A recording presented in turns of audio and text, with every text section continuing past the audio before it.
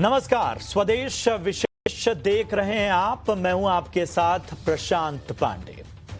आज के शो में हम भारत की उस ग्रोथ स्टोरी की चर्चा करने वाले हैं जिसका पूरी दुनिया अब लोहा मान रही है। मोबाइल मैन्युफैक्चरिंग का महारथी धीरे धीरे बन रहा है भारत। विदेशों में अब स्वदेश का डंका बज रहा है। पहले एप्पल के प्रोडक्शन बढ़ाने की खबर, अब गूगल की वियतनाम से भारत में प्रोडक्शन शिफ्टिंग की गुड न्यूज। क्या इससे बदलेगी तस्वीर? आज भारत की इसी ग्रोथ स्टोरी पर करेंगे खास विश्लेषण।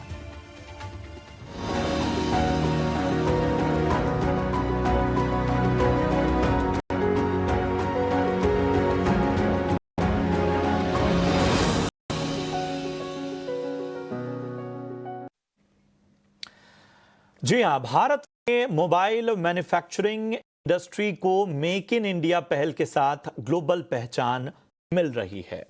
एप्पल, सैमसंग और अब गूगल, ये ऐसी दिग्गज कंपनियां हैं जो भारत में अपनी फैक्ट्रियां सेटअप करने में लगातार जुटी हुई हैं और जो कंपनियां पहले से हैं वो लगातार विस्तार कर रही हैं, अपना दायरा बढ़ा रही हैं, प्रोडक्शन का स्तर बढ़ा रही हैं।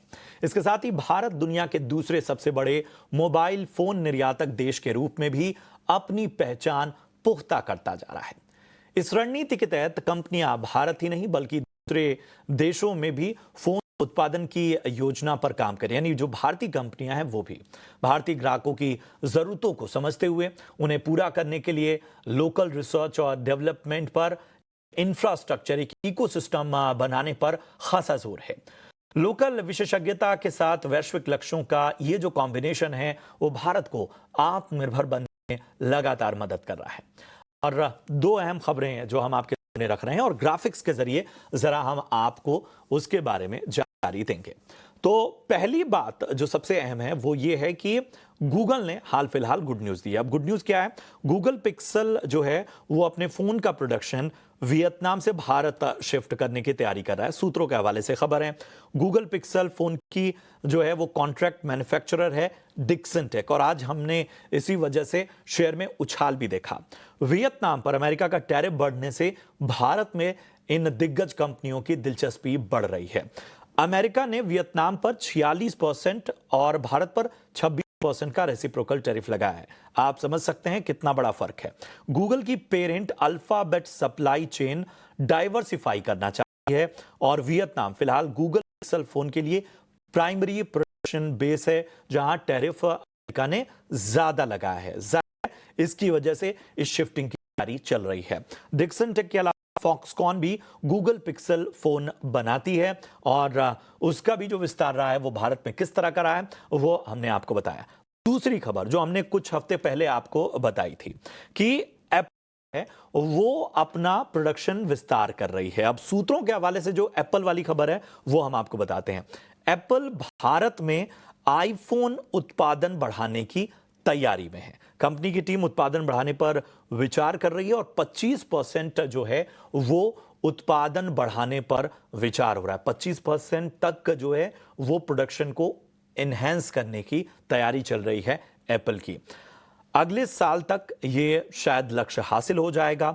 मार्च के आखिरी 2 हफ्ते में भारत से 17 लाख आईफोन एक्सपोर्ट हुए थे, बड़ा नंबर है। चीन, वियतनाम, थाईलैंड से आईपैड यूएस एक्सपोर्ट किए गए। तो ये पूरी तस्वीर, और इन दो खबरों ने पूरी तरह से तस्वीर को अब बदल दिया है। तो चलिए, ये तो पूरा अनुमान हमने आपके सामने रखा और अब चर्चा की हम जरा शुरुआत करते हैं। हमारे साथ आज चर्चा में खास मेहमान जुड़ रहे हैं। मैं परिचय करता हूं, हमारे साथ मानस तिवारी जो हमारे टेक्नोलॉजी एडिटर हैं वो फिलहाल इस चर्चा में शामिल हो रहे हैं। मानस, बहुत बहुत स्वागत आपका और अच्छा लग रहा है आपसे चर्चा की शुरुआत करते हुए। सबसे पहले मानस हमें ये बताइए कि ये जो पूरा माहौल बदला है, और मैं जानता हूं कि आप पूरी दुनिया में ट्रैवल करते हैं, जिन कंपनियों का मैंने नाम लिया इनके बड़े बड़े इवेंट्स में आप भाग लेते हैं, ये जो एक्साइटिंग टाइम भारत का आया है इसके क्या क्या फैक्टर्स आप देख रहे हैं? प्रशांत, बहुत सारे फैक्टर्स हैं। सबसे पहले तो देखिए, इंडिया हमेशा से ना एक इम्पॉर्टेंट मार्केट तो रहा ही है। सारे, चाहे स्मार्टफोन मेकर्स हो, लैपटॉप मेकर्स हो, किसी की भी आप बात करें, जो भी कंपनीज बेसिकली इलेक्ट्रॉनिक्स मैन्युफैक्चरिंग के अंदर हैं। और ये थोड़ा सा हमने ट्रेंड देखा था कोविड से पहले भी, जब धीरे धीरे चाइना पे या दूसरे देशों पे अपनी डिपेंडेंसी ये कंपनीज कम करना चाह रही थी और इंडिया में अपना प्रोडक्शन लाने की कोशिश कर रही थी। इसका यही है कि इंडिया जो है इस वक्त चाइना के बाद दूसरा सबसे बड़ा फोन मार्केट है और हमारे यहाँ पे पोटेंशियल अभी बहुत ज्यादा है। कहीं ना कहीं कंपनीज का ये मानना है कि चाइना में जो है एक सैचुरेशन आ चुका है। जो वहाँ का पूरा स्मार्टफोन मार्केट था उसको वो ऑलरेडी टैप इन कर चुके हैं। करीब 250 से 300 million, if I am not wrong, China के अंदर स्मार्टफोन यूजर्स हैं।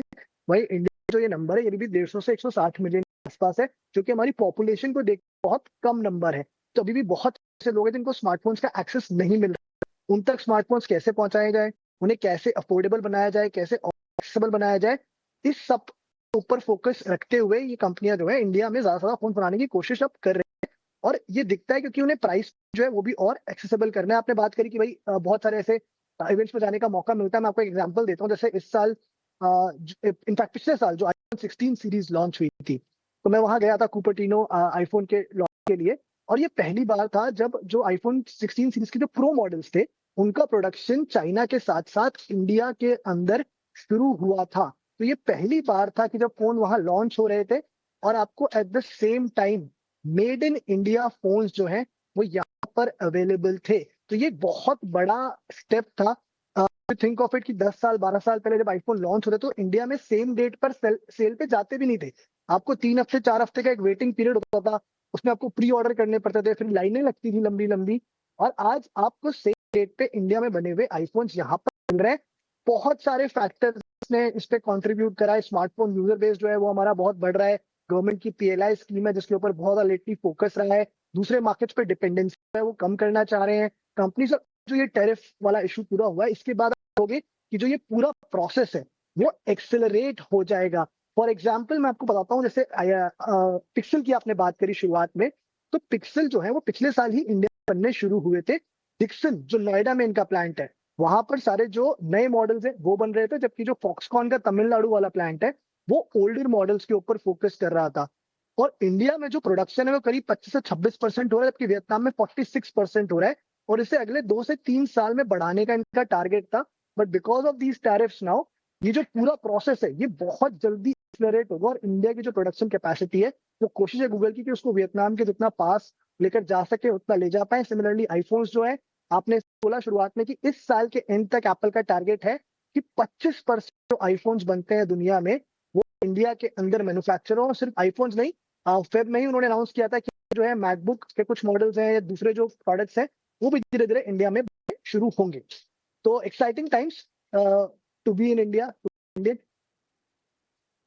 बड़ा जो फिगर्स हैं, ये जो दिलचस्पी बढ़ रही है, ये अपने आप में बहुत कुछ कहती है। इस बीच हमारे साथ और बेहद खास मेहमान जुड़ चुके हैं। मैं परिचय कर दूं, नवकेंद्र सिंह साहब हैं, associate vice president IDC India से और एनालिस्ट हैं एशिया पैसिफिक वर्क्स में आईडीसी में। बहुत बहुत शुक्रिया नवकेंद्र सर, अच्छा लग रहा है आपसे चर्चा में बातचीत करते हुए। और जाहिर सी बात है आप लोग बहुत करीब के डेटा, तमाम हलचलों को देखते हैं, नंबर्स को देखते हैं। हमें बताइए कि आखिर वो क्या अहम फैक्टर्स आप देख रहे हैं जो भारत में इन कंपनियों की दिलचस्पी को भी बढ़ा रहे हैं और हमें एज प्रोड्यूसर भी हम बड़ी लंबी छलांग लगा रहे हैं।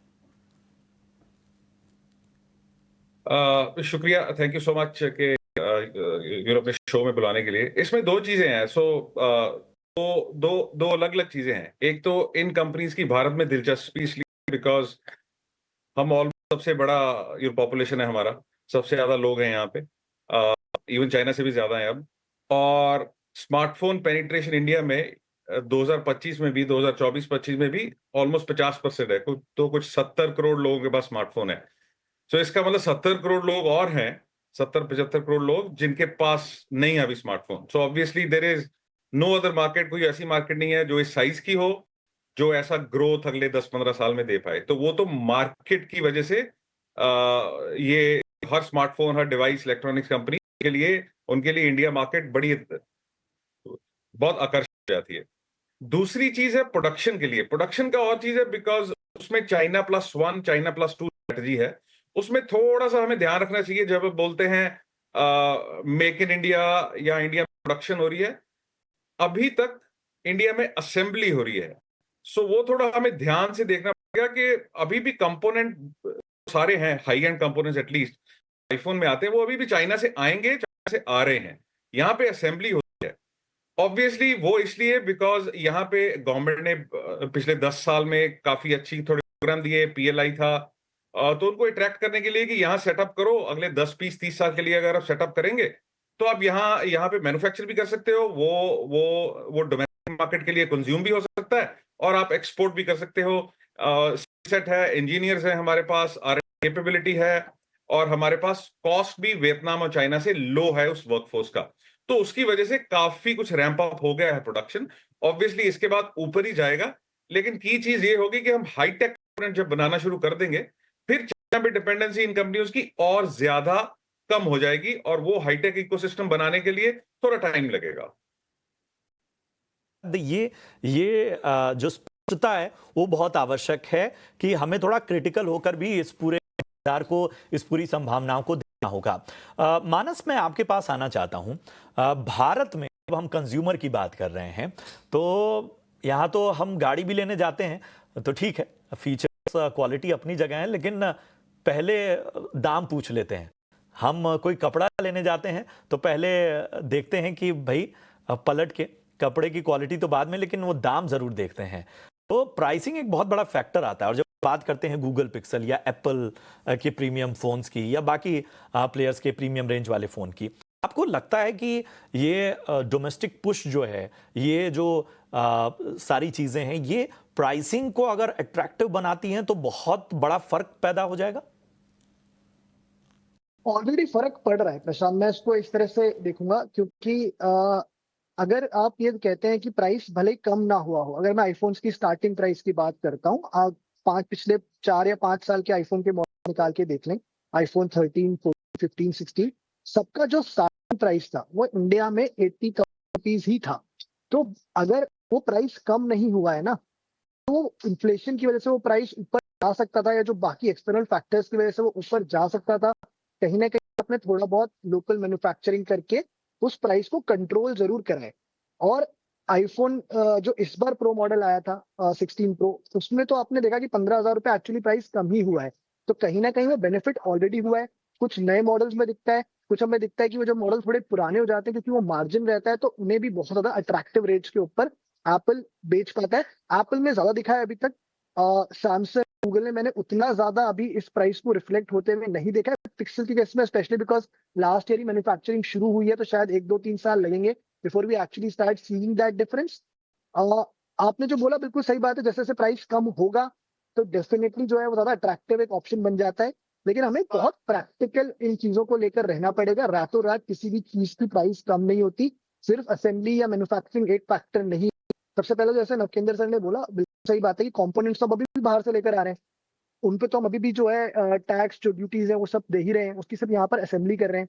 फिर बहुत सारे दूसरे फैक्टर्स होते हैं, उस समय इकोनॉमी कैसी है, मार्केट कैसा है, डॉलर का प्राइस क्या है, तो those factors also need to कि आपका जो फाइनल प्रोडक्ट है वो किस प्राइस पर आ रहा है। कई बार चिपसेट हमने देखा है, अभी 2 3 साल पहले चिपसेट का बहुत ज्यादा एक शॉर्टेज था जिसकी वजह से प्राइसेस में एक वो रिफ्लेक्ट होना शुरू हो गया था। तो ये सिर्फ ये आप इंडिया में उसे असेंबली करके या मैन्युफैक्चर करके हम ये नहीं एक्सपेक्ट कर सकते कि रातों रात जो है प्राइस कम हो जाएगी। टेक्नोलॉजी भी इंप्रूव हो रही है, आप बेटर मटेरियल यूज कर रहे हो, तो ओवर अ लॉन्ग पीरियड आपको दिखेगा कहीं ना कहीं या तो प्राइसेस बढ़ने बंद हो जाएंगे या थोड़े बहुत कम होंगे। लेकिन बहुत ज्यादा जमीन आसमान का फर्क एक्सपेक्ट करना वो थोड़ा सा अनरियलिस्टिक है। नवकेंद्र सर, मैं आपके पास आना चाहता हूं। जाहिर सी बात है कि बहुत सारे फैक्टर्स हैं, लेकिन यहां से अगर हम इस पूरे क्षेत्र को देखें तो आपको क्या लगता है कि क्या जो पोटेंशियल है उसका अगर आगे और इस्तेमाल होना चाहिए, अगर हमें और ज्यादा खुद को री इन्वेंट करना है और ज़्यादा बेहतर बनाना है, तो वो ग्रोथ के आउटलुक क्या बनते हैं, वो दरवाजे या वो पैमाने क्या होंगे? तो उसके लिए हमें प्योरली प्रोडक्शन या असेंबली या हाईटेक जब हम प्रोडक्शन यहाँ लेके आना चाहते हैं, उसके लिए थोड़ी सी इंपॉर्टेंट है कि सिर्फ चाइना के हम आउटपुट ना देखें। चाइना में जो पिछले 10 15 साल में इनपुट हुई है in terms of support by the government, support by the states, share talent, जैसे टिम कुक साहब की इंटरव्यू भी है कुछ महीने पहले की कि लो कॉस्ट की वजह से चाइना नहीं जाता। वहां पे share talent, availability of talent and the resources and the support and infrastructure important. So हमें यहाँ पे सप्लायर इकोसिस्टम खड़ा करना जरूरी है जो हाईटेक बनाए. ये जो इन्वेस्टमेंट्स होती है स्क्रीन की, चिपसेट बनाने की, ये 5-10-15 साल की नहीं होती है 30-40 साल की इन्वेस्टमेंट, बिलियंस की इन्वेस्टमेंट होती है. अगर आप उनको कॉन्फिडेंस देते हो कि ये इकोसिस्टम ऐसा है, यहां पे पॉलिसी सस्टेन रहेंगी, कंसिस्टेंट रहेंगी और सपोर्ट स्टेट और सेंट्रल सपोर्ट में कोई फर्क नहीं होगा. फिर उसके बाद रॉ मटेरियल्स आते हैं, जैसे चिपसेट में पानी बहुत बहुत इंपॉर्टेंट होता है, सैंड बड़ी इंपॉर्टेंट होती है बिकॉज सिलिका होता है. सो ऑल दोज थिंग्स अगर हम उनको बताते हैं, कॉन्फिडेंस देते हैं, कि अगर आप चाइना जाओ तो वहां पे states are fighting between each other to take the investment. यहां भी ऐसा होना चाहिए. अगर आप consistency of policy and flip flop of the policy नहीं दिखाते उनको, तो वो सोच पाएंगे कि यहां पे हम हाईटेक इकोसिस्टम बनाना शुरू करें, एंड देन जो इंडिया है वो वैल्यू चेन में बहुत हाई हो जाएगा, and then possibly in next 10-15 years we can think of displacing China से थोड़ा सा ज्यादा परसेंटेज वैल्यू चेन में ले पाए, क्योंकि अभी तक 10-15-20% से ज्यादा हम वैल्यू ऐड नहीं कर रहे, सारे कंपोनेंट वहां से आ रहे हैं. So I think all these things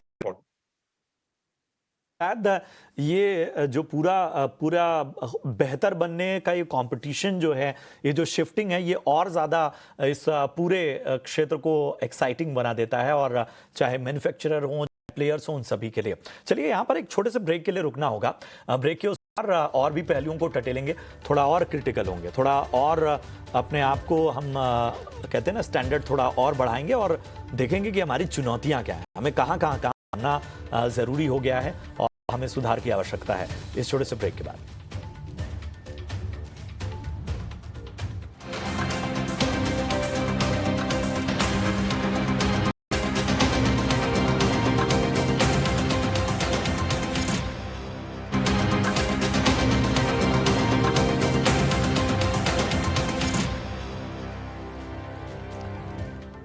स्वागत है आपका. ब्रेक के बाद लगातार चर्चा जारी है. कई पहलुओं पर हमने चर्चा के एक पहले हिस्से में आपके सामने रोशनी डाली, और मानस, मैं आपके पास आना चाहता हूं. मैंने जो नाम, और जाहिर दिग्गजों के ही नाम सबसे पहले आएंगे, एप्पल, गूगल और सैमसंग, तमाम प्लेयर्स. लेकिन ऐसा तो है नहीं कि इस मार्केट को और कोई प्लेयर जो है बहुत दिलचस्पी से देख नहीं रहा है या कोई संभावनाएं नहीं खोज रहा है. तो आप बताइए, प्रोडक्ट वाइज या अपने लॉन्चेस के हिसाब से या भारत के इस पूरे बाजार के हिसाब से, और कौन कौन से प्लेयर्स हैं, कौन कौन से ब्रांड्स हैं जो लगता है कि आने वाले वक्त में डिसरप्टर हो सकते हैं? देखिए, डिसरप्टर तो अपने मतलब एक आई थिंक काफी सारे ब्रांड्स ऑलरेडी डिसरप्ट कर चुके हैं मार्केट को. अगर आप 10 साल पहले जाके देखेंगे तो Xiaomi was a big disruptor. जिस तरह से वो अपने Redmi मी फोन्स लेकर आया, जिस प्राइस पर लेकर आया, जिस तरह से उसने मेक इन इंडिया को पुश करा. आज हालांकि कंपनी थोड़ा उस पोजीशन पे नहीं है, थोड़ा स्ट्रगल कर रही है, लेकिन एक टाइम पे तो वो भी डिसरप्टर थी. अभी आप देखेंगे, और आईडीसी की रिपोर्ट है, आई थिंक नवकेंद्र सर इस पे कुछ नंबर्स और डेटा दे सकते हैं, बट आई थिंक वीवो और ओप्पो जो है, they are currently number 1 and number 2 players in India. इनका सबसे ज्यादा मार्केट शेयर है इन टर्म्स ऑफ शिपमेंट. और ये जो दोनों है, ये इन्होंने बहुत ज्यादा इन्वेस्टमेंट ऑलरेडी इंडिया में करा है अपनी केपेबिलिटीज बिल्ड करने के लिए, ताकि यहाँ पर मैन्युफैक्चरिंग हो सके. वीवो ने जो है करीब 3-3.5 करोड़ इन्वेस्ट करे थे, अपनी एक फैक्ट्री खोली थी ग्रेटर नोएडा में, और इंडिया से बने हुए फोन उन्होंने बाहर भेजने भी शुरू कर दिए हैं, और भी उनके प्लान्स हैं यहाँ से बाहर भेजने के. सिमिलरली ओप्पो है, वन प्लस है, उनका अपना एक R&D सेंटर है. उन्होंने वहां पे बहुत ज्यादा इन्वेस्टमेंट करा. इनफैक्ट ये सब जो शुरू किया था वो अगेन सैमसंग ने ही शुरू किया था. I think one of the first companies थी, ग्लोबल OEMs थी, जिसने लार्ज स्केल मैन्युफैक्चरिंग प्लांट जो है इंडिया में बनाया था. PLI स्कीम के अंडर ही बनाया था वो, और वो भी ग्रेटर नोएडा के अंदर ही था.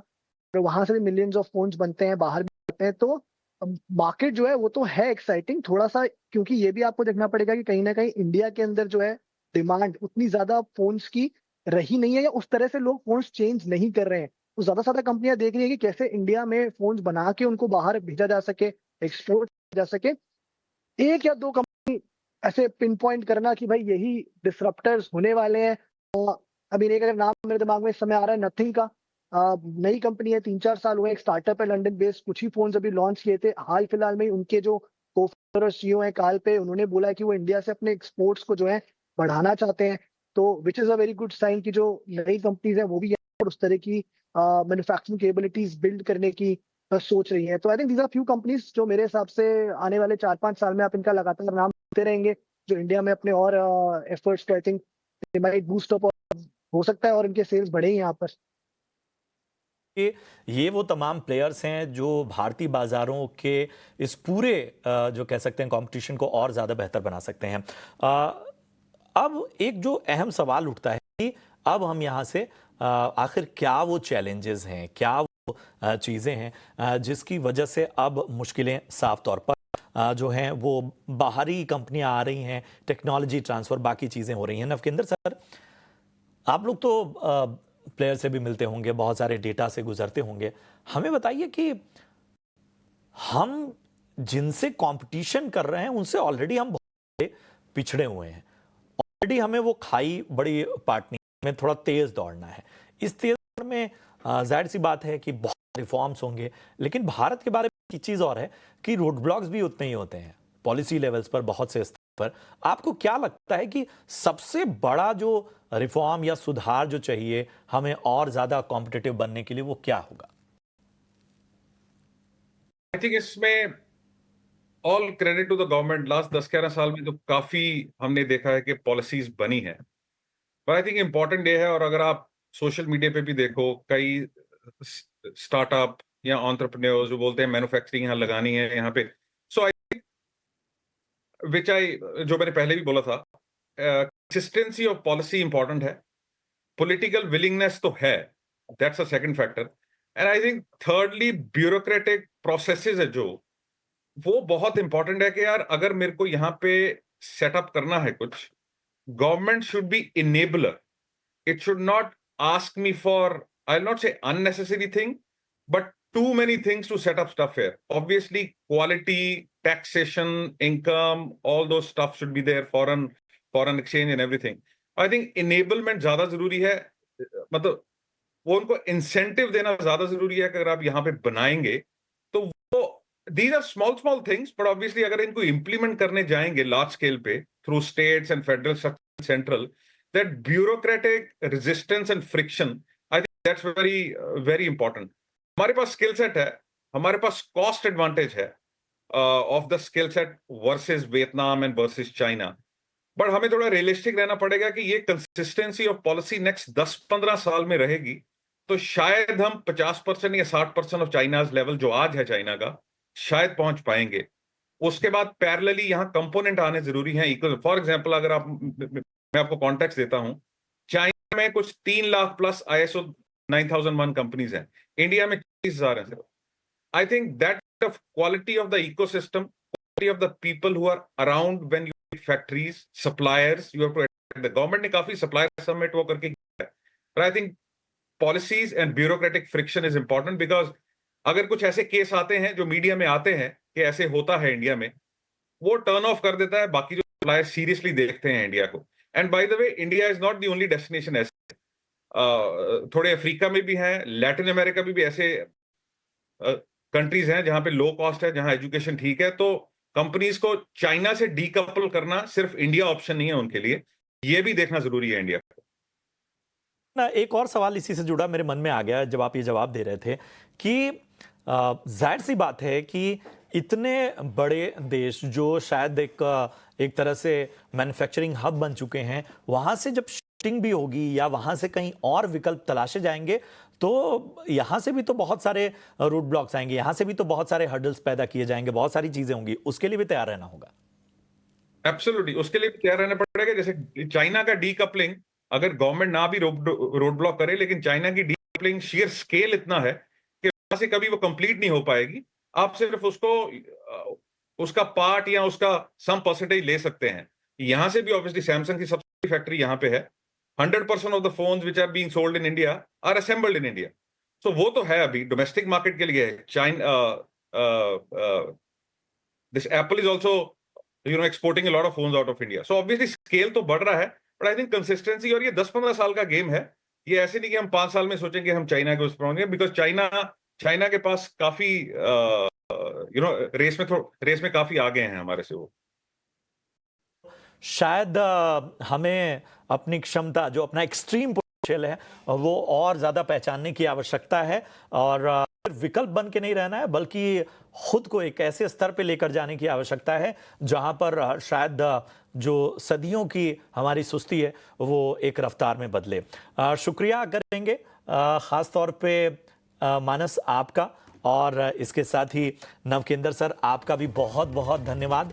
बहुत ही शानदार इंसाइट्स, बहुत ही अच्छी चर्चा रही, और सबसे अच्छी बात मुझे कम बोलना पड़ा ये पूरे चर्चा के दौरान। तमाम बातें बहुत स्पष्ट तौर पर हमने अपने दर्शकों के सामने रखी। कोशिश यही थी कि हम इंफॉर्मेटिव शो दें, इंफॉर्मेशन ज़्यादा से ज़्यादा लोगों को दें, हर पहलू को देखें, और क्रिटिक भी जहाँ होना था वहाँ होने की कोशिश करें। शुक्रिया करेंगे आप सभी का, अपना कीमती समय दिया। आगे भी इस तरह की चर्चाओं में हम आपको आमंत्रित करते रहेंगे। फिलहाल स्वदेश विशेष में आज की चर्चा में मुझे और मेरी पूरी टीम को दीजिए इजाजत। आप देखते रहिए ET Now स्वदेश। नमस्कार।